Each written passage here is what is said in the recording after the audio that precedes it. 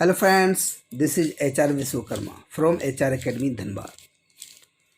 आज के टॉपिक में हमारा मुद्दा होगा अमेंडमेंट ऑफ द कॉन्स्टिट्यूशन, संविधान का संशोधन। ये पूरी तरीके से हम लोग ध्यान देंगे कि आखिर ये संशोधन अमेंडमेंट होता क्या है, किस पार्ट में इसका उल्लेख मिलता है, किस आर्टिकल में मिलता है, इसकी प्रक्रिया क्या क्या होती है, संशोधन की कितने प्रकार होते हैं और क्या इससे रिलेटेड भी कुछ आलोचनाएं देखने को मिलते हैं। जो भी हो, आप अंत तक वीडियो में बने रहें। कहा जा रहा है किसी अन्य लिखित संविधान के समान भारतीय संविधान में भी परिस्थितियों एवं आवश्यकताओं के अनुरूप उसे संशोधित और व्यवस्थित करने की व्यवस्था। संक्षिप्त शब्दों में समझे, संशोधन बोले तो अगर हमारा संविधान बनकर तैयार हुआ है तो उसमें किसी कारणवश बदलने, जोड़ने, कम करने, बढ़ाने वाला प्रोसेस चले तो उस पूरे प्रोसेस को संशोधन कहते हैं। वही चीज़ आपको लिखित भाषा में देखने को मिलेगा। किसी अन्य लिखित संविधान के समान भारतीय संविधान में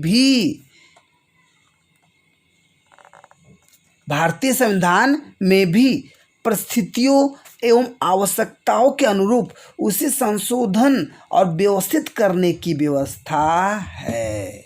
आगे समझ में क्या करना चाह रहा हूँ? जो अभी हमने बोला, जोड़ना है, तोड़ना है, कम करना है, बढ़ाना है, तो मतलब क्या कर रहे हैं, उसे व्यवस्थित किया जा रहा है। हालांकि इसकी संशोधन प्रक्रिया ब्रिटेन के समान, इसका मतलब संविधान का संशोधन की अगर बात करेंगे तो ये क्या कहा जा रहा है, संशोधन प्रक्रिया ब्रिटेन के समान आसान अथवा अमेरिका के समान अत्यधिक कठिन नहीं है। तो अब आपका यहाँ सवाल का जवाब दीजिए कि किस देश का संविधान का संशोधन आसान है? ब्रिटेन का। किसका अत्यंत कठिन? ठीक है, तो कहा जा रहा है कि वही चीज़ कहा जा रहा है। तो कठिन हो गया अमेरिका का, आसान हो गया ब्रिटेन। तो कहा जा रहा, तुलना किया गया कि हमारे भारत का संविधान ब्रिटेन के समान आसान और अमेरिका के समान अत्यंत कठिन नहीं है। मतलब कहना क्या चाह रहे हैं? दूसरे शब्दों में यूँ कहा जा सकता है कि संविधान, हमारा जो भारतीय संविधान है, ना तो लचीला है ना कठोर है, मतलब ना आसान है ना कठिन है, यह दोनों का मिश्रण है। मतलब जब ज़रूरत हो तब उसमें बदलाव हम कर सकते हैं। अगर ब्रिटेन की तरह आसान है तो बार बार बदलाव करें, अमेरिका की तरह अगर कठिन है तो बदलाव करना बड़ा समस्या वाला उत्पन्न हो। तो हमारा भारतीय, तो याद रखोगे, ना अधिक कठोर है ना अधिक लचीला है, ये सम्मिश्रण है। तो क्या आपके एग्जाम के सवाल हो सकते हैं कि नहीं कि संविधान का संशोधन, हमारा भारतीय का संविधान का संशोधन कैसा है? लचीला, कठोर, बोथ, नन, बोथ, या बोथ की जगह सम्मिश्रण हो सकते हैं। कहा जा रहा है संविधान संशोधन का उल्लेख भाग 20 अनुच्छेद 368 में देखने को मिलता है। तो पाठ कितना? 20। अनुच्छेद कितना? 368 में संसद को संविधान एवं इसकी व्यवस्था में संशोधन की शक्ति प्रदान कर दी गई है। तो उस पूरी पार्ट 20 और आर्टिकल 368 में उसमें सारी बातें सुनने को मिलेंगी कि किस किस तरह के संशोधन की शक्ति उसे प्रदान की गई है। बोले तो संसद को यह प्रावधान करता है कि संसद अपनी संवैधानिक शक्ति का प्रयोग करते हुए इस संविधान के किसी उपबंध का परिवर्तन, निरसन के रूप में संशोधन कर सकती है। हालांकि क्या कहा जा रहा? हालांकि संसद उन व्यवस्थाओं को संशोधित नहीं कर सकती। ध्यान दीजिए, संसद उन व्यवस्थाओं को संशोधित नहीं कर सकती जो संविधान के मूल ढांचे से संबंधित हो। समझ मारा क्या कहना चाह रहे हैं? तो इसका मतलब याद रखोगे, संशोधन का मतलब क्या? सब कुछ संशोधन कर दोगे? संशोधन मतलब बदलाव कर दोगे? तो याद रखेंगे जो मूल ढांचे से संबंधित है उसे संशोधन नहीं कर सकते। यह व्यवस्था उच्चतम न्यायालय द्वारा केशवानंदन भारती मामले 1973 में दी गई थी। अगर कभी पूछ दिया जाए कि बताइए केशवानंदन भारती कब किया गया, इशू हुआ, तो 1973 में। इस केशवानंदन भारती मामले में क्या मुद्दे थे, तो क्या बता सकते हैं या नहीं बता सकते हैं? तो सिर्फ यही नहीं है, और भी बातें हैं, तो आपको एक बनाना पड़ेगा। अच्छा, केशवानंदन भारती में संविधान का संशोधन के बारे में बताया गया था, और भी कुछ कुछ बातें हैं, तो इस तरह का मुद्दा आपको रखना पड़ेगा, क्योंकि कभी एग्जाम में क्वेश्चन होंगे केशवानंदन भारती मामले 1973 को व्याख्या करें। तो अब व्याख्या करें बोले तो उसमें अगर संविधान का संशोधन के अलावा कुछ और भी बातें होंगी तो आपको उसके अंतर्गत लिखने होंगे। आइए संशोधन प्रक्रिया पर हम लोग फोकस करने का काम करते हैं। अनुच्छेद 368 में संशोधन की प्रक्रिया का निम्नलिखित तरीकों से उल्लेख किया गया। मतलब आखिर हम लोग प्रक्रिया, संशोधन की प्रक्रिया होंगी तो उसका तरीका क्या होगा, उस तरीकों पर फोकस करने का काम करें। आइए देखते तरीका क्या है। तो सबसे पहला मीन्स 8 बिंदुओं पर फोकस करेंगे संशोधन प्रक्रिया के अंतर्गत। सबसे पहला, संविधान के संशोधन का आरंभ संसद के किसी सदन में इस प्रयोजन के लिए विधेयक पुनः स्थापित करके ही किया जा सकेगा, राज्य विधानमंडल में नहीं। आर्य समझ में क्या कहना चाह रहे हैं? तो अब यहाँ पर फोकस कीजिए कि क्या बताया गया कि पहला प्रक्रिया में क्या देखने को मिला कि इसे हम लोग कहाँ प्रस्तुत कर सकते हैं, संसद में। कहाँ नहीं कर सकते हैं, तो राज्य विधानमंडल में नहीं कर सकते। तो प्रक्रिया समझ में आया। ये नहीं कि राज्य विधानमंडल में भी आप प्रक्रिया डाल देंगे, नहीं, ऐसा नहीं होगा। विधेयक को किसी मंत्री या गैर सरकारी सदस्य द्वारा पुनः स्थापित किया जा सकता। बात पे ध्यान दीजिए।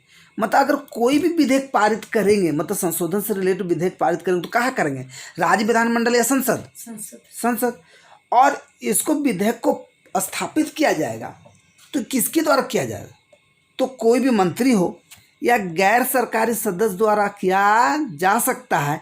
इसके लिए राष्ट्रपति की पूर्व स्वीकृति आवश्यक नहीं है। ये नहीं कि हाँ अरे हम तो भैया मंत्री हैं, हम तो सरकारी सदस्य नहीं हैं, गैर सरकारी सदस्य हैं, तो कम से कम राष्ट्रपति से अनुमति ले ले क्या, ऐसी बात नहीं है। इसका मतलब कोई भी विधेयक को कोई भी मंत्री, गैर सरकारी सदस्य क्या कर सकते हैं, स्थापित कर सकते हैं।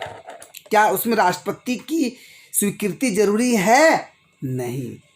नेक्स्ट, विधेयक को दोनों सदनों में विशेष बहुमत से पारित कराना अनिवार्य है। ये नहीं अब दोनों सदन बोले तो लोकसभा, राज्यसभा, ये नहीं कि कोई भी एगो पारित कर दिए तो हो जाएगा, नहीं, तो विशेष बहुमत से पारित कराना अनिवार्य है। यह बहुमत सदन की कुल सदस्य संख्या के आधार पर सदन में उपस्थित सदस्यों के 2/3 बहुमत या मतदान द्वारा होना चाहिए। देखिए हम बात करें तो उसको पे फोकस कीजिए, क्योंकि आपके एग्जाम में क्वेश्चन कर दिए जाए कि निम्न से कौन कथन सही है या नहीं। सोचिए ना, पहला से स्टार्ट किया जाएगा, लिख देगा कि संविधान में किसी भी विधेयक, संविधान के संशोधन का आरंभ राज्य के विधानमंडल में कोई भी मंत्री या गैर सरकारी सदस्य कर सकते हैं कि नहीं। तो देखिए 2 पॉइंट को एक में मिला दिया। तो सबसे पहली बात, कर सकते हैं, कोई भी मंत्री या गैर सरकारी सदस्य कर सकते हैं, लेकिन विधानमंडल में नहीं। तो ये सब जानकारी आपको होनी चाहिए।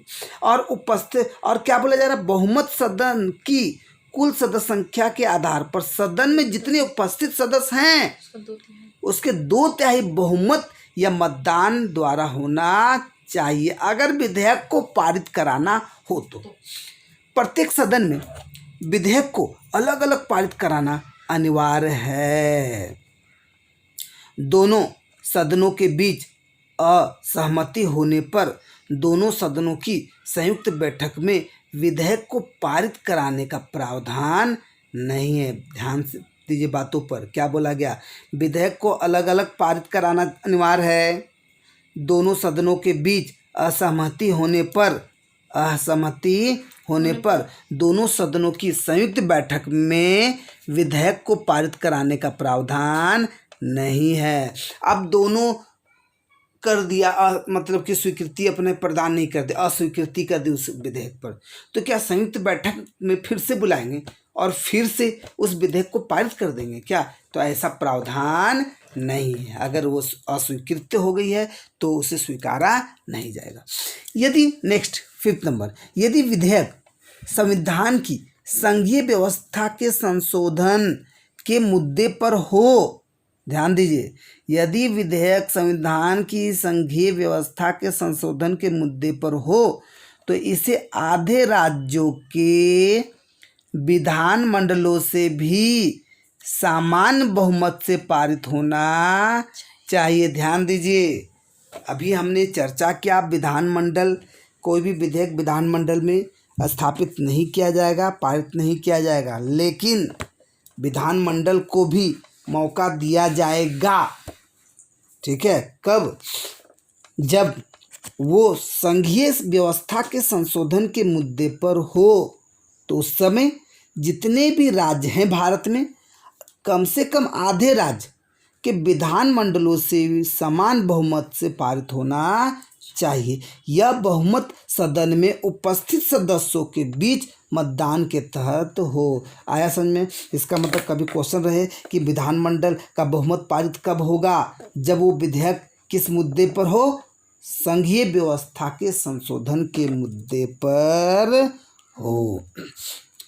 6 नंबर, संसद के दोनों सदनों से पारित होने पर, संसद के दोनों सदनों से पारित होने एवं राज्य विधानमंडलों की संस्तुति के बाद जहां आवश्यक हो फिर राष्ट्रपति के पास सहमति के लिए भेजा जाता। तो ध्यान दीजिए, दोनों सदनों से पारित हुआ, विधानमंडल गया और आवश्यक होगा तो मतलब क्या होगा, राष्ट्रपति के पास सहमति के लिए भेजा जाएगा।